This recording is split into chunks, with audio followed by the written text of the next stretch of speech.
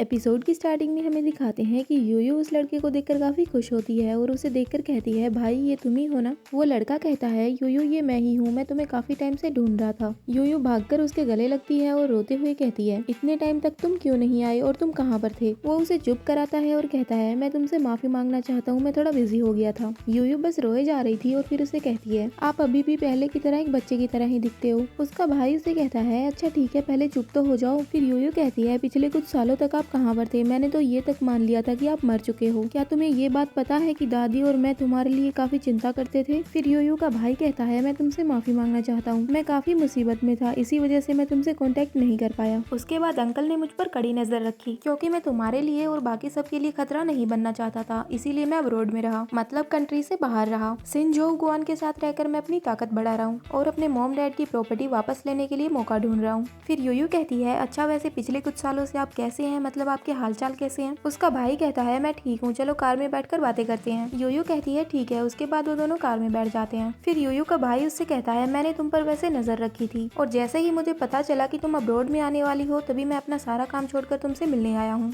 वैसे यूयू, दादी अभी भी वहीं पर है, लेकिन तुम अचानक से यहाँ पर कैसे आ गई। क्या येनिए-चैन ने तुमसे कुछ ऐसा कहा जिससे तुम सहन नहीं कर पाई, क्या तुम्हारे साथ कुछ हुआ है।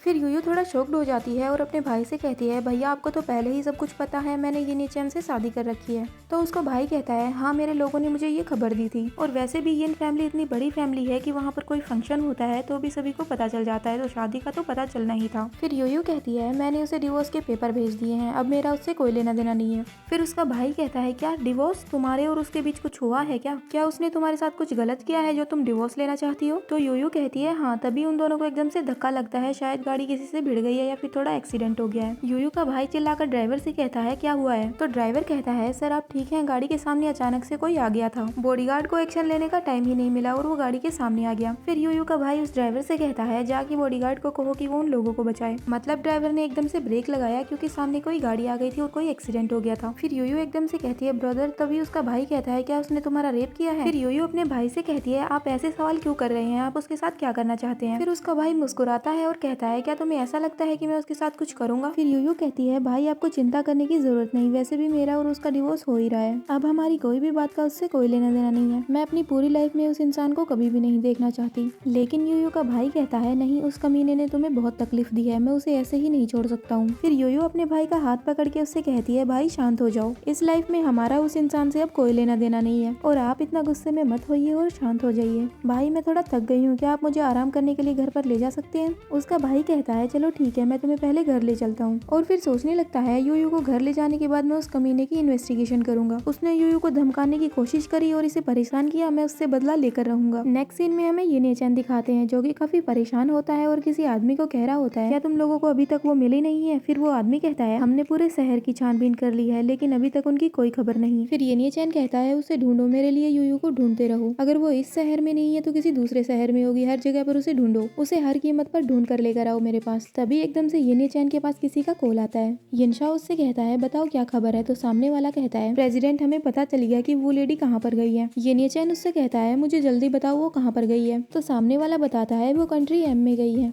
उसके बाद हमें दिखाते हैं कि येनिए-चैन अपना सामान पैक कर रहा है और किसी से बात कर रहा है। यिनशाओ सामने वाले से कह रहा है, येनिए मेरे लिए कंट्री एम के लिए टिकट बुक करवाओ, जितना जल्दी हो सके उतना जल्दी टिकट बुक करवाओ। तो येनिए कहता है, यंग मास्टर, क्या आप वो लेडी को ढूंढने के लिए कंट्री एम में जाना चाहते हैं। यिनशाओ कहता है, हाँ, 1 महीने से ज्यादा टाइम हो गया है, मैं उसे ढूंढ ही रहा हूँ, उसका पता मुझे चल गया है, तो तुम टिकट बुक करवाओ। तभी यिनशाओ के पास एक मेड आती है और वो उससे कहती है, यंग मास्टर आपसे कोई मिलने आया है। तो यिनशाओ कहता है, ठीक है, मैं आता हूँ। और ये चैप्टर यहीं पे खत्म होता है। Hope you like this video. Bye bye.